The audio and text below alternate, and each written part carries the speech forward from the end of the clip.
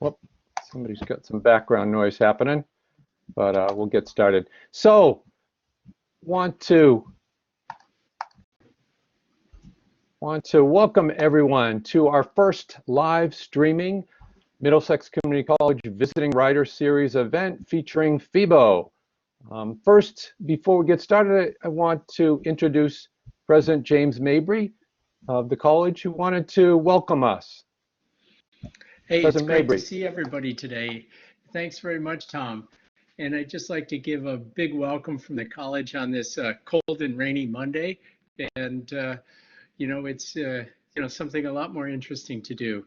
So I just want to let you know how great it is to see so many people coming into this event and that you've elected to spend time with Febo today. And I think this is a great example of what can be done through this Visiting Writers Series, no matter what format we have to use.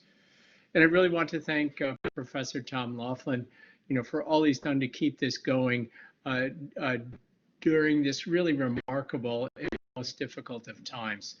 Tom is a lot on his plate, and at this time, and it's really, good to know that he's there, and really that everybody, Tom, sends their thanks for you putting this together and for keeping this going.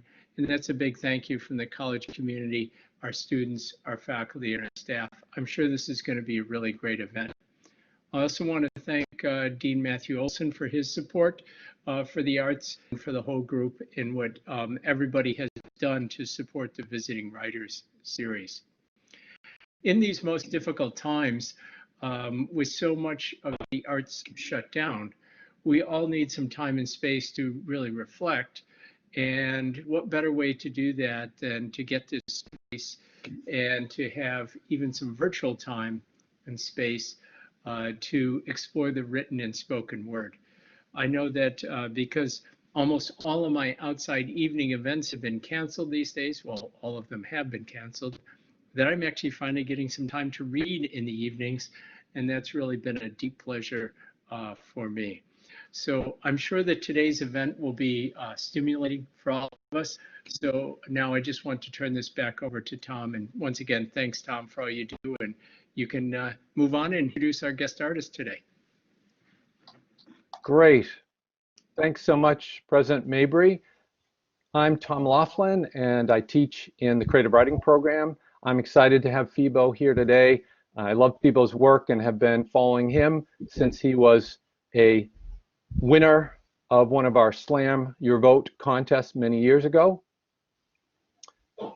He was a student many years ago at Middlesex Community College, like many of you. First, some housekeeping notes. By default, all mics and cameras are muted or off, except some creative writing students who have agreed to help me make some noise for Febo. This is helpful for individuals' experiences on their electronic devices. Otherwise, the video and audio quality, if everyone had access, may not be the best for individuals who don't have a lot of bandwidth. On the top right, there is a toggle mode to switch to speaker only or multiple. So you may want to put that to the speaker only to be able to see Febo. If you have difficulty with sound or can't hear, click the top left button. There are some lines there, and you should find a phone line you can call to connect here by audio. If you have technical issues, please send a chat message to Daniela Logan, who's helping me today. Or you can call the MCC service desk line. Maybe Daniela could pop that in the chat for us. But you can, everyone can, light up the chat as people have begun to do when you like what you hear from Febo. Also, we'll hear from Febo, who will perform poetry. He'll also take some breaks at points during and at the end of the reading to answer questions from you, the audience. During those Q&A periods, if you have a question, you can raise your hand hitting the raise hand button down the bottom of your screen. If your mic and camera are muted, Daniela or I can find you and unmute you so you're able to ask Febo a question. Febo will be able to see those raised hands and call on people individually one at a time so you can turn your mic and camera on for him. The MCC Visiting Writers Series is jointly sponsored by the Creative Writing Program and the Office of Student Engagement. I want to thank Steve Rossi and Shannon Carroll of the Office of Student Engagement and their staff, Dean of Liberal Arts Matthew Olson, Chair of English Department Jill Keller, Director of Marketing Communications Beth Noel and her staff, Francois de Costard and the Media Department, and a special thanks to Daniela Logan of MCC's online Blackboard support team, who's been invaluable in making this live streaming event happen, our first in this Middlesex Visiting Writers Series. So, who is Febo? Febo is a poet, artist, actor, and arts educator who's been a featured poet at the Mass Poetry Festival, the Cantab Lounge in Cambridge, the Nuyorican Poets Cafe in New York City, and at cafes, theaters, schools, and performing arts centers across the US. His new book, Tonight I Will Be an Island, is due for release in the fall of this year by Game Over Books. Originally from Lowell, where he attended Lowell High School and Middlesex Community College, Febo has been dedicated to the arts and youth education for more than a decade, working with nonprofits in the Lowell and Greater Boston areas, coaching youth slam teams, and touring as a solo artist, as well as a member of the cooking and poetry duo, Adobe Fish Sauce, with another Lowell Roots poet, Ricky Orng. He was co-founder of Mill City Slam at the Brewed Awakening Coffee House, Moms, a MCC UMass Lowell College Slam group, and Free Verse, a spoken word youth organization that continues in Lowell. He's worked as a teaching artist in Boston at the ICA, Institute of Contemporary Art, and at IBA, Inquilino, Boricua, and Acción, which is my horrible Spanish, but my attempt, sorry. Febo has also performed and taught as a member of Flatline Poetry, an award-winning group of spoken word artists who perform poetry and teach workshops that foster dialogue on topics of identity, family, love, loss, and social justice. In 2019, he and Ricky Orng, as Adobe Fish Sauce, were awarded residencies at the Boston Center for the Arts, the National Teen Arts Convening at the ICA Boston, and the Strange Foundation in New York's Catskill Mountains. I think that Febo's artistic mission statement is particularly poignant in our challenging times. He states, quote, "I explore what it means to actively choose joy in the face of what is trying to break you. Using spoken word poetry, aspects of theater, and elements of cooking, I examine issues such as toxic masculinity, family and mental health, culture and identity, and the role representation plays into a person's development." Lowell writer Richard Howe has said, "From the start, it was clear to me that Febo had a gift for writing in this form of presentation, and he has tremendous energy, which makes him an outstanding ambassador of poetry." So, give it up, and please help me welcome Febo. Turn those mics on, people. There we go. Okay, Bio, who wrote that? Who wrote that? Good work. Word. Very thankful. Very, very blessed. Very, very excited to be here, y'all. Tom, I want to thank everybody for being here. You didn't have to be here. You chose to be here. And if the only thing that I know about you is that you chose to be here today, then that's all we need. You know what I mean? Then we're family, at least for right now. The way that today's going to happen is I have definitely two and maybe even a third block of like 3 poems, and I would love to take a little break after each of those 3 poems and just engage in some dialogue. My favorite thing to do in the world is answer questions, but I need you to ask those to be able to make that happen. And then we'll just keep it going, you know, a couple of poems here and there, couple of conversations, and then we'll keep it rocking. I know that since we're not able to physically share space, this digital space is what we're gonna do and what we're gonna rock with. And just because you are on the other side of that screen doesn't mean that you hopefully can engage still, whether that is even at your own home and you're like, ooh, I like a line, even if no one heard it, even if your cat's like, what are you doing? You'd be like, no, I'm having a good time, cat. You should come join me. You know what I mean? Like, we'll make it happen. Show this was all about. Light up the chat. We'll have a good time. And with that, I'm gonna jump into a couple of poems. If that feels good, give me a couple of like thumbs up, clap hands in the chat, and we'll keep it going. We'll keep it going. All right, cool. Here we go. I was grown from arroz con gandules. From sofrito and adobo can fix any meal. From my house on Sundays looking like a Goya commercial.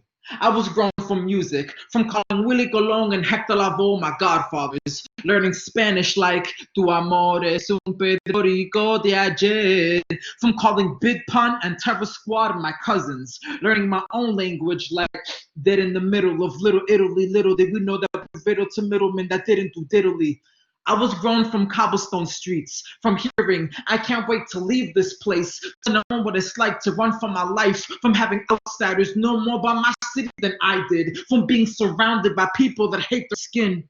I was grown from this skin, from not being dark enough to hang with the Ricans, from not being light enough to hang with the whites, from being confused with a shit at lunch, from not knowing who has my back when I get into fights.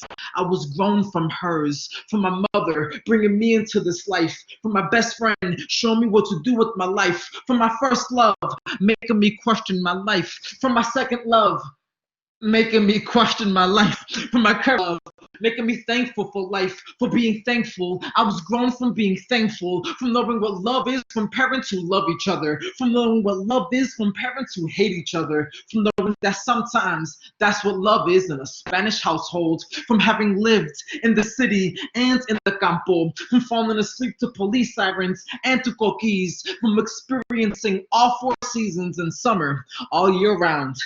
Yeah, I was grown from do-rags and Timbs, from buying 2XL t-shirts and 40 waist jeans. I weighed 135 pounds, from not knowing where I fit in, from waking up every morning and wearing clothes that I did not fit in. I was grown from the pen, from listening to Mos Def and reading Shakespeare, which is the common weekends, from losing my notebook in high school and swearing I will never write again. But I was grown from trying again, from my mother being forced to drop out of school to watch over her siblings, then getting her GED, then getting her bachelor's, then getting her master's, becoming a teacher, just so she can come home and have plenty of time to tuck my sister and I into bed for my father.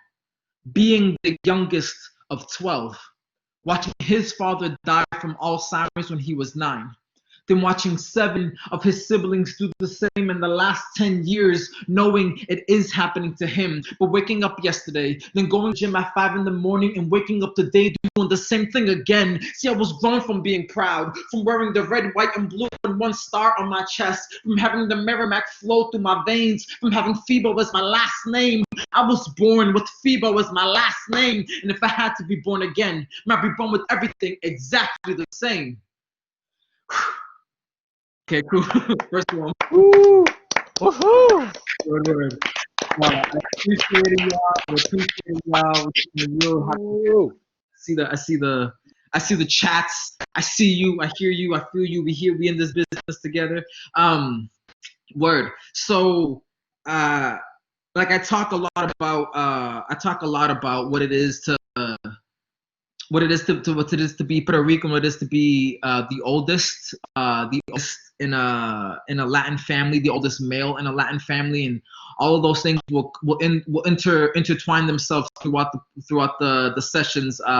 This first group of 3 poems is definitely a quick little introduction to who it is that I am at the core, and that first poem was was all about that, talking about growing up in Lowell, what it means to be born and raised in one culture and one community, but have your parents be born and raised in a different culture and a different community, and not really feeling at home in either of them, and what that does to a person.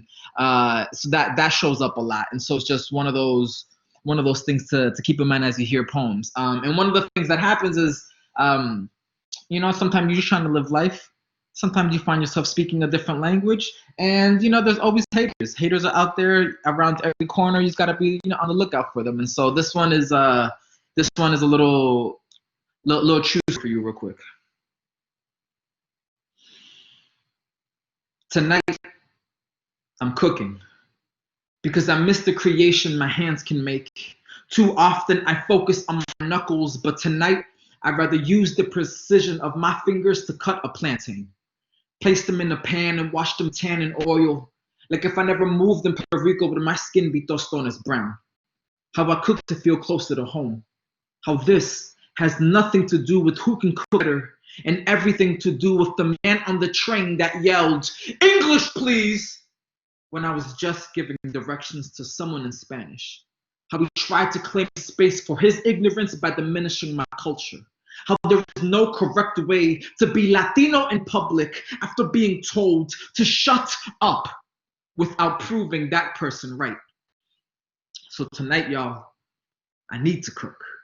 I need to take something dead, massage it in adobo, let it get loose with the song of oil and sweat, and watch it give life to those that eat it. Tonight, we will eat.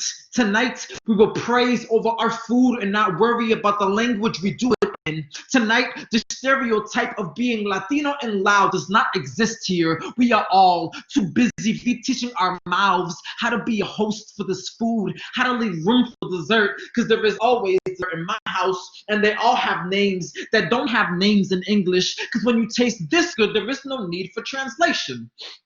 There is no English, please, for flavor, for tradition that keeps culture alive, because we all have to eat, because we all have to live, because what's the point of doing either without a little sazon, like the next person that yells, "English, please," when I'm just giving directions to someone in Spanish, must be bitter. Like, they must be what they eat. Like, tonight, I will be an island. Word. Yeah. Appreciate it. So yes, as Tom mentioned earlier, I am a part of a duo, a cooking and poetry duo. It's called Adobo Fish Sauce. It's a common misconception that happens a lot. Spell check tries to always play me off, trying to switch it up to Adobe, but it's adobo fish sauce based off of two seasonings that we have in our cultures. And it is he's Cambodian and I'm Puerto Rican, so we cook food from our culture and talk poems and talk a lot of trash and have a lot of fun. And that combination and the ending of two different things are something that I have a huge passion for. At Middlesex, I was a theater major, and I loved taking theater classes because although I love poetry, I'm very much more, I consider myself more of a performer, and theater allowed me to explore those routes. And what does it mean to enter writing through the aspect of performing? And that is something that Ricky and I think a lot about. We think about the whole show, the show as a whole, what the aesthetics of it look like, what food we're doing, how the interactions that we're doing back and forth. It's a lot of fun. Hopefully one day we can make some things happen. We are currently working on updating our website. So if you're looking at it and you're like, oh, this is cute. We're working at it. Yeah, we're working at it. I appreciate it. But I got one more poem, and then I'll open it up for a couple of questions. And then we'll keep it rocking. Keep it rocking. Here we go. Last poem of the set.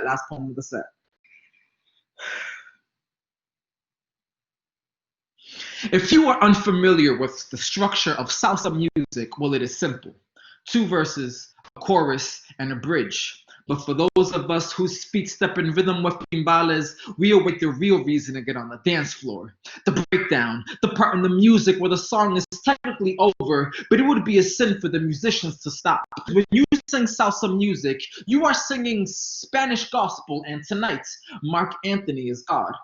The opening trumpet asks if you have ever heard of Jesus, and before you can reply, you hear him. Mirándote a los ojos se responden mis porqués. And now all your why God whys are now turned to wepa. You laugh all the times you felt sorry for yourself because you could have been dancing. Me inspiro en tus palabras y mi casa en tu piel. Now your hands, they are set free from the shackles of your pockets, and they are looking for life, y'all. Looking for a reason to believe that this will get better, at least for one song, as if all your heaviness can be shaken off with a spin. Que eterno amor, mi devoción, viniste a ser mi religión. And there she is, the only dance partner that has ever mattered. She's known you since your two left feet would stumble to say hello, and she is here, gliding on the dance floor, and you are 13 and in love all over again, but she is no fallen angel, so this must be heaven, and if this is heaven, then you are thankful for the fire that has burned you. Mi dulce sentimiento, de nada me arrepiento.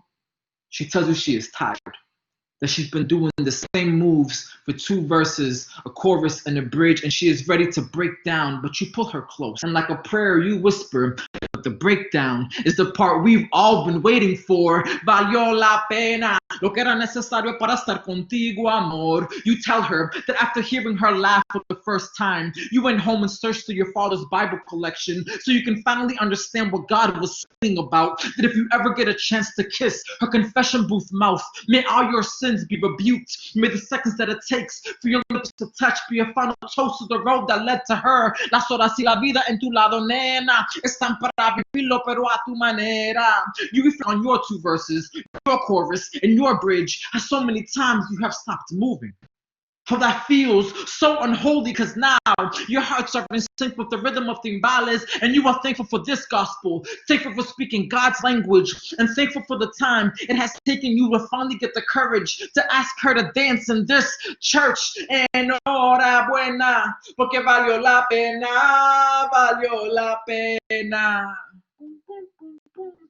Word, cool. Word. Yeah. Okay, cool.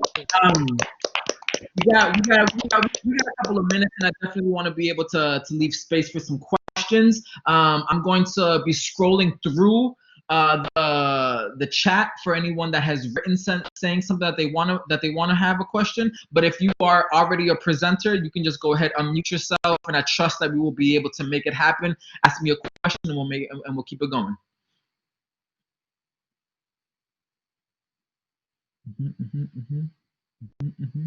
Oh wow, so many questions. One person at a time, y'all. One person at a time. I have a question, if Yes. I may. So you were talking about how spoken word is kind of your medium. What do you do with your fragments? Do you try and sew? Yeah, definitely. I don't believe in throwing things away, like that classic image of like a writer at at their desk with like crumpled papers everywhere. Like I don't really like that. I like to keep all of the small little things, because I mean I created it for a reason. It may not necessarily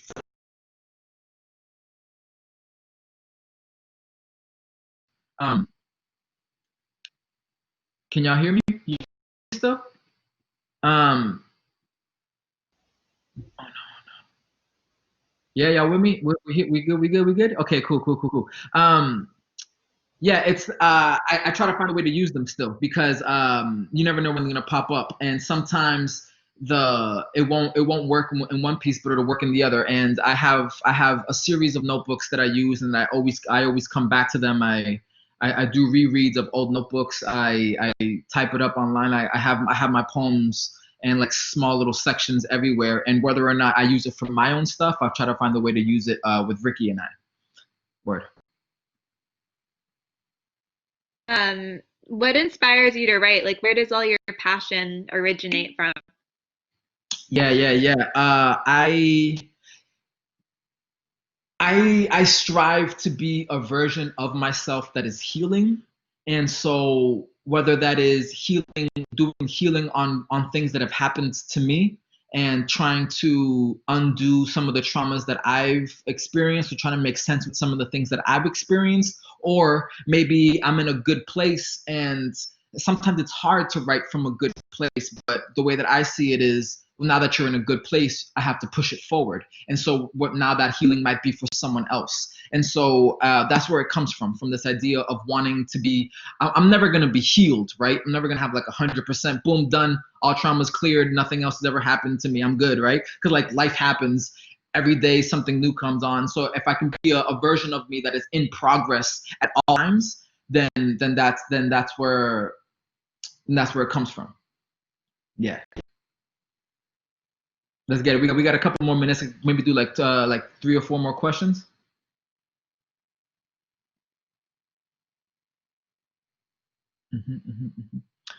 Really quickly, I see a question from the homie Christopher. I noticed you talk about cooking. What is the breakfast of champions for poets, Febo? What did I fuel up on today? So my wife made fun of me because I had 3 breakfasts in a row. I had a banana, Frosted Flakes, and the Pop-Tarts, just like one right after the other. I didn't even realize it. No, but I usually I try to start. I'm huge into routine and habits and rituals. Big on that. And so every morning, not especially now that my time is completely mine. I am in charge of my entire schedule because of everything that's happening. I wake up every morning at 6. I take a shower, then I work out, which I know isn't very intuitive, but that's just the way it goes. And then I always I have a list of 30 to 35 books that I am reading at the moment, and every day I just read a different chapter of each one, and I do a little bit of reflecting afterwards. So by the time that 8:30 comes on, and I have to go walk my dog, then I've already read some books, and I've already done some writing, and I've already like stimulated the mind a bit. Yeah. I just go through every day. I just have a different one. Word. And let's get one more question from the homies. I'm gonna rock with this one here in the chat real quick. All right. Have you ever had a particular line, verse, or idea that you were very attached to that you haven't been able to make fit in any of your poems yet? Yes, there was. The last time that we were all together some of you folks were there, and if not, then you missed out. But not when we were together for the fiction and poetry reading, I shared this one poem about dancing, and I had this one line in there that it was something along the lines of look at her with just enough grin for her to know that when the clouds are out stretching across the sky ready to twirl with the stars, that's when I'll think of her. And that line, I loved that line, and it didn't fit into anything else, and so I just built the whole poem around that line. The poem wasn't about the line, but I know that I wanted to eventually lead up to it, and so I wrote a bunch of stuff before it and then wrote a bunch of stuff afterwards, but I didn't try to make that line fit into something else, because clearly that line was trying to communicate something within it on its own. And so I heard that, I saw that, I listened to that, and I built a poem up from that. Word? Yeah? Give a couple of thumbs up if you're ready to keep it going. A couple of little snappies, little something. All right, cool. I'm gonna keep it rocking. Words. Second session. I'm gonna get a little bit heavier on this section. I have in the first poem I talked about my father having Alzheimer's, and he does have it at the moment. It's been something that we've all kind of we all knew was coming.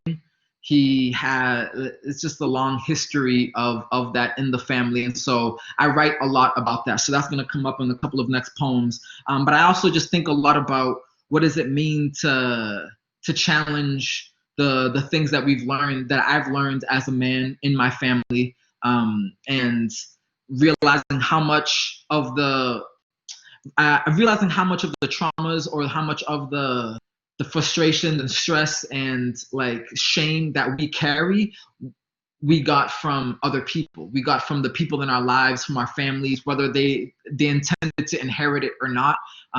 It's something that I've been thinking about a lot lately, especially because my wife and I are expecting our first child in September. So I've been thinking a lot about fatherhood and where I came from in terms of like growing up in a Latin family and what that means for pushing that forward with our own child. And so I've been doing a lot of thinking back and reflecting on family traumas and you know, and where that comes from. And thank you so much for the love on the announcement. And been thinking a lot about freaking like toxic masculinity and what we're gonna do about it. What am I gonna do about it? You know what I mean? Like how like I can't save the world. That's not my job, but I can work on myself and then push that forward, right? And so I've been unlearning a lot because I realized that not everything that we learned is right, and not everything that we learned is the only way to do it. And so I've been thinking a lot about that. And so here's this poem. Here's this poem. The Febos have had a farm in Puerto Rico for the last 3 generations, at least. I don't know much of my grandfather. He forgot to document what his childhood was like before he forgot how to breathe when Alzheimer's finally took him. My pops, 9 years old when his father died, doesn't remember what his father was like. He only remembers what his brothers taught him about what being a man was by taking care of the farm. Feed the pigs, move the cows to a different grazing area, collect the chicken eggs. His mother tried her best, but raising 12 kids in a home by yourself can feel like a farmhouse. I don't know who in my family initiated the first trade, my cut of our lands for this, my cut of our lands for that. All I know is that whenever we return to his home, my father points to someone else's house and still calls it ours, points to land consumed with other people's dreams and still calls it a nightmare. I wonder when my family first started to show its teeth, snarling at what they didn't have, while that they did started to suffer, started to feel my family's hands turn to claws as they rubbed its back. A family of farmers turned into werewolves at the sight of a new promise. My family fed on the very breath that gave us life, turned us into animals before the animals' eyes. And unchecked hunger for anything whole turned to whole chunks of our land sold to men with silver in their teeth who traveled in packs with torches leading the way. I wonder if this is why the men in my family can act like monsters and still call that tradition. When I learned that the light of the moon reflected off a pretty girl's smile could elongate my jaw, make me howl like my mother didn't teach me how to use my tongue, it was already too late. Trust dripping from my hairy chin. I love you crushed by the weight of my paws. I never intended to be such a beast. I just learned how to be a man from a man who was raised by men that killed what they took care of. How now my cousin takes care of the house supposed to be mine because my father, with his huffing and puffing on someone else's doorstep, blew what we had away. How my uncle's house down the road, my cousin built an area on the side of the house for a pig roast made out of bricks. But this will not be me. This will not be my legacy. Not again. Not after the animal led me to a pile of bodies at my doorstep, all of them with holes in their chest, and my hands heavy, with bones caught underneath my fingernails. Word. Woo! I love life.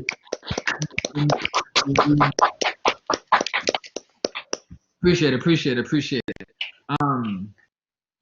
Okay, cool. Yeah, I got excited about these poems and gave the Alzheimer's spiel a little too early. But it is something that is happening right now. And even that first poem that I did, where I talk about him going to the gym in the morning, he can't even do that anymore. And so it's also an interesting thing about what happens in a poem when something that you have written is no longer true. You know, I've had to edit that poem a few different times as more of his siblings started passing away. and the less and less he was able to do, I've had to edit that, right? And so it's just interesting because I have a bunch of other poems from different stages of my father's Alzheimer's that no longer feel true because he's like accelerated so much and has forgotten so much, and it's just really, it's just a lot, you know. And I'm not living at home right now. I could have my own life going on with the wife, new wife, new life type of thing. And and but my mother and my sister are the ones that are at home taking care of him, and it's a lot. It's a lot for them. And for Christmas, my wife and I decided to give my sister and my mom like a weekend getaway, and I took care of my pops the entire weekend, and they were able to just like take a quick little breather. And in that weekend, we watched 7 movies in one day, because there's nothing else that I can do with my pop. Like, he can't hold conversation. It's difficult for him to walk, and so like we just watched movies. And he's a huge Star Wars fan. So I want to hold all the memories my father is forgetting. Want to paint a picture with words the way he did, and insert myself minuscule enough in the moment to bear witness to my father young and remembering. He used to tell the story of the first time he saw Star Wars. Said he saw it opening night, May 25th, 1970, then 2 more times over that weekend. Said he didn't have the money to see it again and again, so he and a friend snuck in to see a story set in the stars. My father's story is set in the memories he is forgetting, and in the mountains he grew up in. If you were to step into his childhood home, you would see them scatter when the lights turns on. He used to say he saw the light speed lines scatter across eyes whenever he closed them. Said this movie of metal birds and stardust took him out of his world of hungry cows and dirt roads and placed him in a world of destiny, of second chances, of never knowing your father but still being a good man. My father doesn't remember his father. His father died of Alzheimer's when my father was 9. My father now has Alzheimer's himself and doesn't remember that he soon will be a grandfather. And I wonder if part of being a father is forgetting who you were before, or if who you were before reveals themselves as you fight with your child. I don't remember the first time I saw Star Wars, but I do remember when I put it on this past weekend, when it was just my father and I. He asked me 27 times if this was the last one. No, pa, esta es la primera. And each time he would respond with a smile, as if he had a story to tell. Thank you. Woo! Yeah.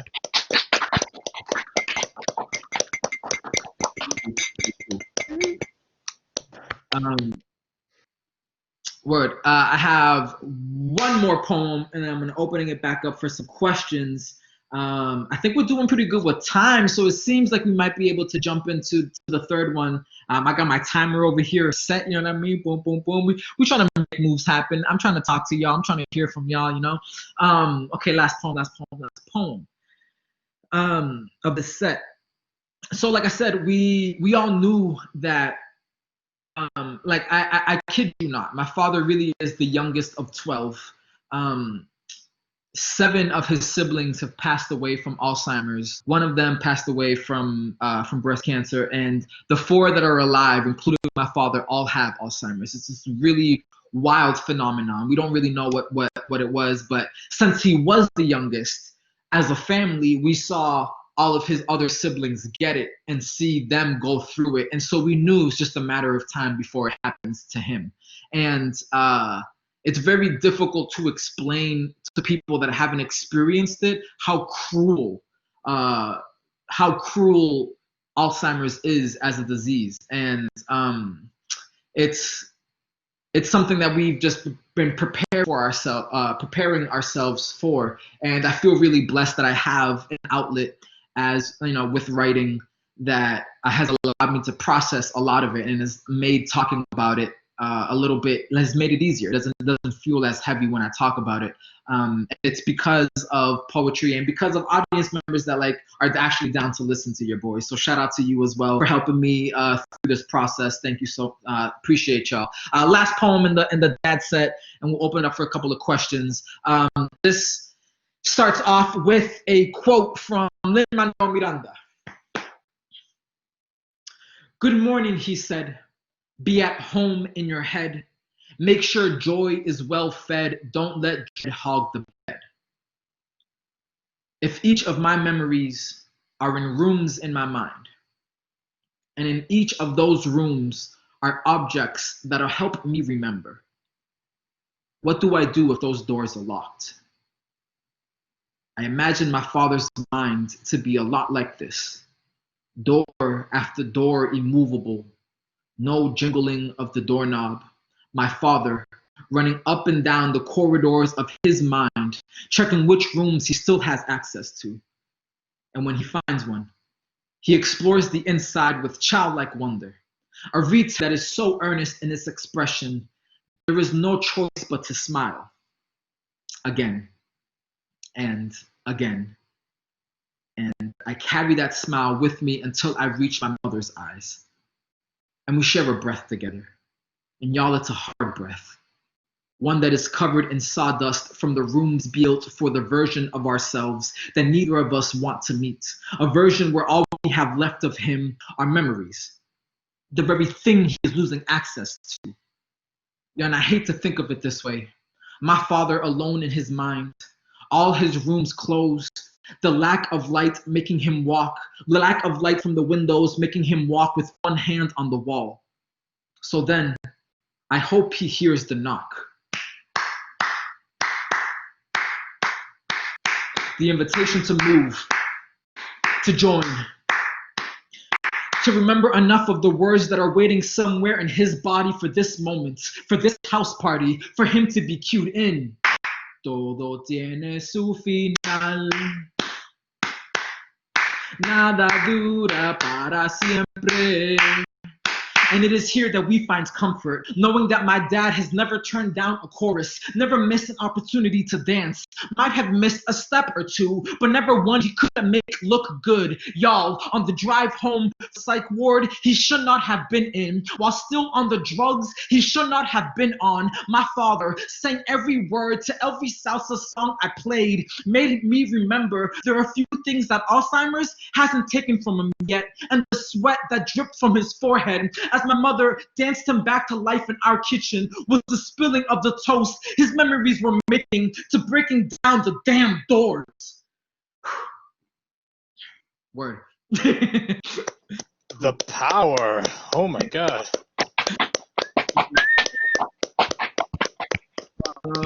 Cool. So we're gonna open it up to a couple of more cues for your boy. A couple of more cues. You can either drop them in the comments or you can just start talking to me if I can hear you, and we'll keep it rocking from there, y'all. We'll keep it rocking from there.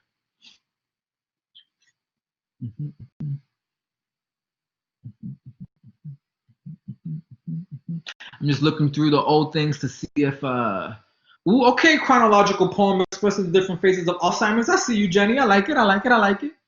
Okay, cool. Love it. We'd love to hear any questions if you got them. Do you remember what inspired the first poem you first created, like the first time? Like the very, very first poem or the first poem that I did today? The very, very first poem. Ooh, very, very first poem. It might come to a surprise, but there was someone cute involved. You know, as most people do. But no, actually, the real story is my junior year of high school. I was in a high honors English class, killing it, having a good time. But I was struggling. And my English teacher at the time was like, so I recognize that you enjoy writing, and we have a poetry competition, and I think you should do it. And the Jack Kerouac competition at Lowell High. And I was like, yeah, what I need poetry for? I rap. I don't really need to. I used to rap in high school and all that other stuff. And he was like, yeah, but you need extra credit. I'm like, yeah, you're right. And so I wrote a sonnet because that's what I thought poetry was at the time, and attached one of my raps at the end, and then went and performed and didn't make it. I made it past the first round, but it wasn't even about that. I think what I saw in that room, everyone sharing stories, everyone actively willing to listen to the other person and like actively like being there, not so much for themselves, not to be like my poem is gonna smash everyone else's poem, but it was no, like we're here to listen to stories, and everybody was actually about that, and that just changed my whole vibe. I'm like, no, this is what I want. I want to be a part of this. And it wasn't even necessarily about writing poetry, as it was more about the community, and the community is what I would say has probably been my best teacher. Yeah. Word. Come on with the cues, y'all. I'm caught up on the chat. So if anybody wants to drop a cue in the chat, I'm here for that too. Yeah, I have a question. What did you have for breakfast today? Because I noticed you were in the cooking. Yeah. So for breakfast, had 3 in a row. Didn't even mean to. It just happened. Boom. Banana, Frosted Flakes, and Pop-Tart. Yep. You got it. Yeah. I dropped. Yeah. But I usually don't eat breakfast. I usually don't eat until 12:30. It's not for any other reason other than I just like to give my body a chance to digest what it has eaten. And I'm a huge snacker as well. I love myself some snacks. But yeah, we got like a little under 3 minutes left in this section. If anybody wants to ask a question, if not, I'll just jump into the last one. So I work in an Alzheimer's home, and is your father like being taken care of in dementia care, or? No, he so in that last poem I talk about him going to a psych ward, and it happened because he had an episode at home, and he got a little aggressive, and my sister really freaked out and called the cops to kind of like, they just called like 911, and they ended up taking him away because he got like a little bit more aggressive. And then when he was at the hospital, he had no idea what was going on, and in trying to like move him from one place to another, got a little bit more aggressive. Whatever. It wasn't handled well. Anyway, he ended up going to a psych ward for a weekend, and that experience I think really traumatized him, because we tried taking him to a daycare or something, and the second that he got in, he just started like panicking and having like attacks. And so he isn't in any care. He's at home with my mother and my sister, and it's rough. As soon as the this whole, when we can start actually connecting with human beings again, I'm gonna be there with him until my mother finishes this year, because she's a teacher. So when school is over, she'll be able to like. How often is he cognitive? It's interesting because he's a jokester, you know what I mean? And so he'll definitely, he just has his jokes. He has his 4 punchlines that he does regardless of the setup. And so he'll talk to you, but it isn't a conversation. It's just him talking at you. And that's on a regular basis. Yeah. Oh, I'm so sorry for everything you're witnessing. I mean, we out here, we struggle. We thugging it out. I'm writing poems. I'm writing poems, and we're trying to make some things happen. Okay, cool. I got 30 seconds, and I want to answer the homie Jenny's question real quick. It is, how did you get involved with spoken word at MCC? There wasn't a spoken word scene at Middlesex when I was going there, and so I had to create it. And it's very easy to create a club, and so anyone is interested in creating a spoken word performance club, one, I'd be interested in down to help with that, and 2, it's not that hard to form clubs at Middlesex. What's hard is to get people to show up and to keep on coming. That's the hard part. But in terms of how I got involved with spoken word in general, it definitely was I found the passion for it. The open mics at Brood Awakening, the first and third Tuesday of every month. solid spot to go. Strongly suggested. My boy Ricky is the one that hosts it, and my man can definitely host an open mic. Okay, cool. Is it cool? Is it cool? Oh, friendship. Oh, hi, Karen. Hi, Karen. I got time for 3 more poems. Yeah, Tom. Yeah. Can I get a thumbs up if yeah? Okay, cool. I'm gonna move forward, even though okay, cool. Yeah. Let's just do it. Okay, cool. Last section, I'm gonna talk a little bit about love and unlearning masculinity, unlearning toxic masculinity, and what that looks like a little bit. And I'm just gonna jump into these because this is the topic that I care a lot. I would love to be able to engage in this conversation as well. But I definitely think that there is no moving forward without first looking back and standing on your own 2 feet and reestablishing my own story. I had to retell my own story because the version of the story that I was telling wasn't fair to other people in my life and wasn't true. And so I had to like acknowledge that and move forward. And this poem helped. Okay, cool. Here we go.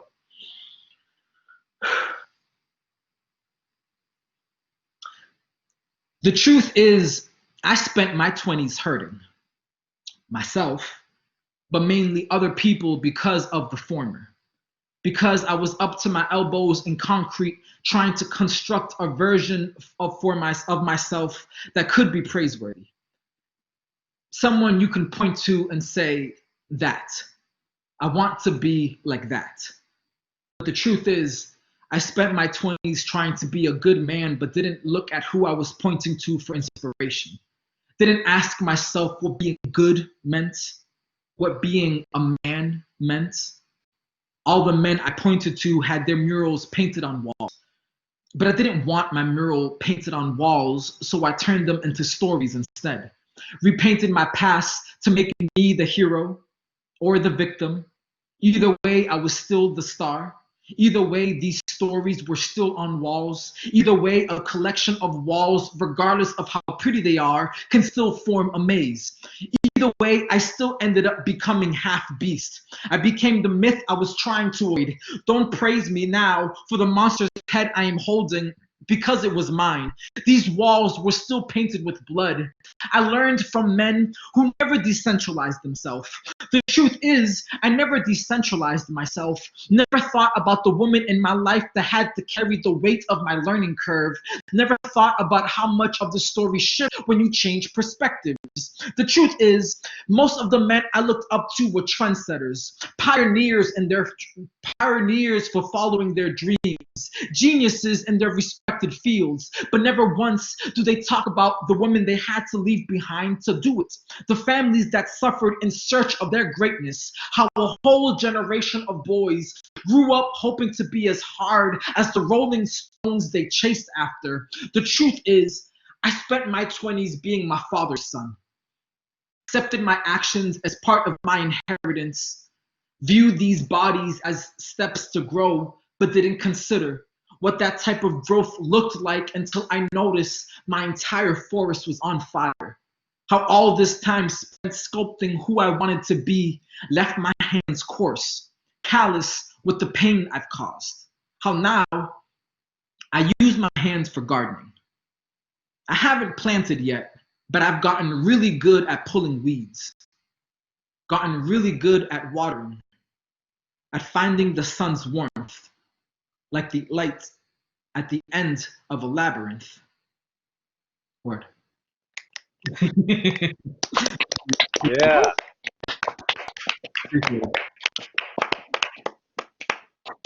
Okay, cool. Word. So I know that all of y'all I don't know what happened. We invited y'all to the wedding. The invitations must have gotten lost in the mail, y'all. I'm sorry. I apologize for that. And we want to be there. We had fun. It was a good time. I haven't written a poem about the wedding yet, but I do get asked often how I proposed, and I did write a poem about that. And you might have noticed, maybe you did, maybe you didn't. I currently don't have my wedding ring on. It's because one, I lost the first one, and then two, I bought a second one, and then the second one broke.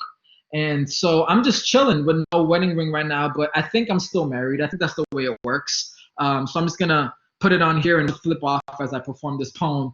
But my wife Carly is also an artist. She introduced me to the whole world of performance art, and not performance art in terms of like what I'm doing here or theater, but performance art where you take like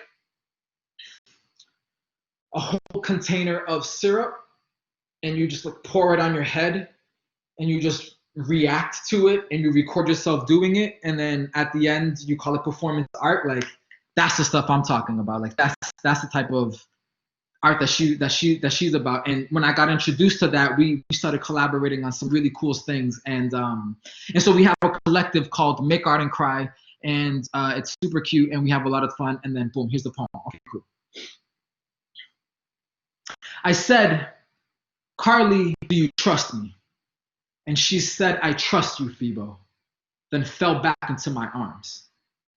We later told each other that the first trust fall was the scariest, and that was the point. Before we incorporated her falling off of a table, we wanted the first of the 5 to be a straight trust fall. We did 5 trust falls as a closing performance to our first art show as our collective Make Art and Cry. We did 5 trust falls for the 5 months not together. I asked, Carly, do you trust me? Because it was I that broke it. It was I that made trust a dirty word.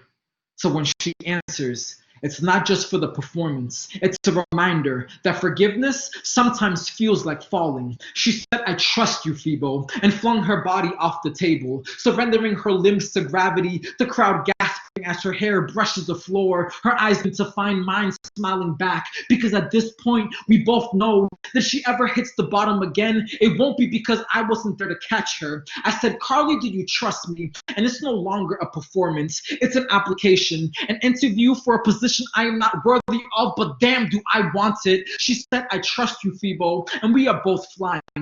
Not away from the mistakes that I've made, but towards a deconstruction of my masculinity, towards a deconstruction of her privilege, and we are both showing up to do the work. I said, Carly, do you trust me? And I think about all the lies that I told her.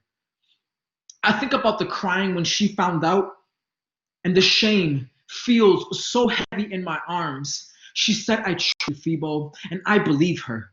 The same way I believed her when she said, I'm not asking you to make a choice, but if you don't, you will lose me. So I let go of shame and held on to her instead. And it's not that I can't live without her, y'all. I just don't want to. I mean, why would I? We've proven that communication works, that unlearning patriarchy works, that creating the space to grow and challenge each other works. The last of the 5 was supposed to be another straight trust fall. The idea being that doing this again after everything that had just happened should make what once felt horrifying now feel like something we could approach more courageously.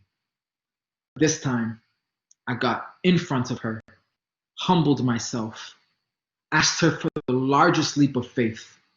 She said yes. We got married in June. All right, thank you. Awesome. We have time for one more, yeah? Absolutely. Excellent. Okay, cool. So have one more poem, and we'll spend the rest of the time conversation or anything that needs to happen. And then we'll keep it rocking. I want to thank y'all so much again for choosing to be here. This is an active choice, and I appreciate you, and I see that, and I hear you, and I'm with you. All of my socials are, this is Febo. The ones that I use the most is Instagram, and even then I don't use it that much. But follow your boy, we'll make it happen. I do follow back, so we'll have that whole thing happen. Once again, thank you, Tom, for inviting me out. Thank you all for sharing this space with me. And last poem, I don't have a poem about the wedding yet, but I do have a remix of my vows. This is called I Did, I Do, I Will Keep Doing. 1. I'm often called a dreamer by realists unhappy with their reality. And a dreamer I had to be in order for me to find you, because my reality would have never have let me accept that a dream like you could be real. I vow to always consider how much you need sleep, to let you dream when you wake up, when I wake up earlier than you, because I know you let me dream when an idea forms. How you explore the corners of possibilities with me, encourage me to push through, and are somehow already on the other side, smiling, assuring me that this is how things will always be, a constant back and forth of support, a space to build off each other's suggestion, an open field every time we speak. 2. Have you noticed that when you wake up, we do this thing where we look at each other and there's a pause and then a smile creeps up on our faces, and it's like the light slowly revealing itself after a storm cloud passing? Like this is where we fall in love all over again. And shoot, it's only like 7 in the morning at that point. And isn't that how a day should start? And doesn't that answer the question of my inspiration's origin? And wouldn't you too want to spend the rest of your life with a love like that? 3. Yes, I do. I will. I'm here for you, always. You know it. Affirmative on the love. Roger, Roger on this choice. Loud and clear about the commitment. You got it, Jack. By which I mean Carly. I mean lover. I mean friend. I mean most trusted confidant. The only person to truly see me. The only person I truly see. I got you. No worries. Just breathe. What do you need? Where does that come from? How does that make you feel? What do you want to do about it? Yes, you can lie here. Yes, we walk. Yes, I can listen. Yes, we can just hold this moment. Yes, I do. I will. I'm here. Thank you all so much. I appreciate it. Oh, yeah.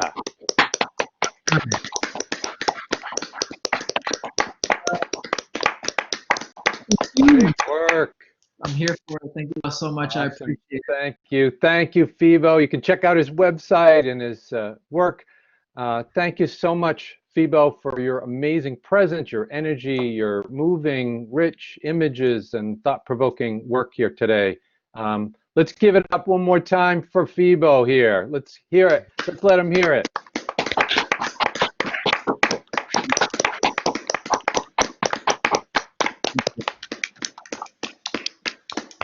And if you're there, Febo, Yeah. again, thanks so much for everything. And we'll be following you and looking forward to things. Do you want to answer a question or two before you sign off officially? Yeah, I'm here for it. Yeah. Any last question or two from anybody for Febo? Love to hear from you. Go for it, Jake. Sorry about that. Go for Okay, it. so I'll ask kind of a double-edged question, mostly about your poetry. How do you find the emotion in your poetry, and how do you harness it and control it?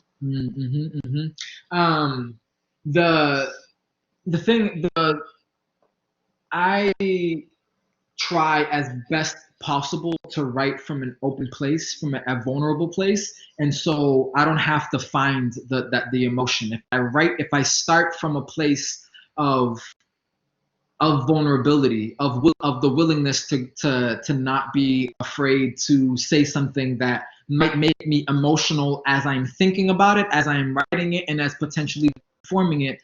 If I allow myself to go there, the poetry comes, and the emotion comes, and when in terms of harnessing it, a few things. One, definitely learning from Karen Oster the theater department at Middlesex for sure.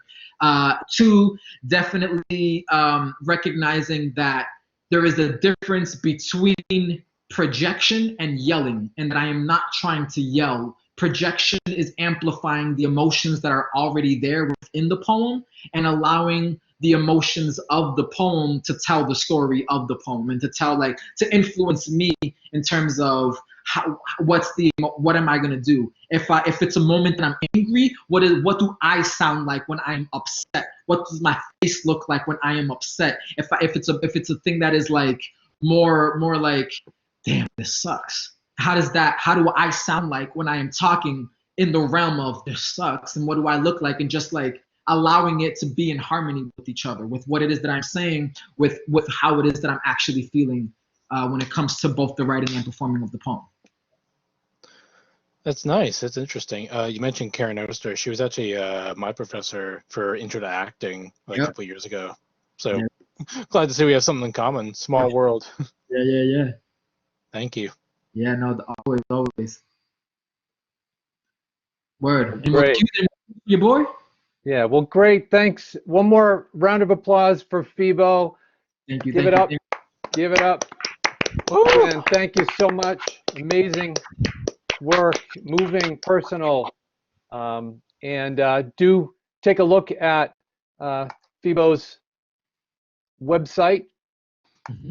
And there's a picture of his wedding that we were. The invitations got lost in the mail, I know, but anyway, it looks like a great old time. We had a good time. That's great. Thank you so much. I want to thank everybody for being here, and I want to just make a announcement that we have a literary journal, Dead River Review, for students and others. And do take a look at the new issue is coming out shortly, 5th issue in another week or so. So look for notices on that. There's also a special section that they're promoting and asking for your submissions. So please take a look at that. I'll post the links in chat for people. And again, thank you so much for being here, Anthony, and look forward to seeing the book when it comes out and to continuing to follow your amazing work. So thanks again, and thanks for everyone who showed up today to support and cheer and listen to this amazing performance by Anthony Febo. Thanks, Febo. Thank you.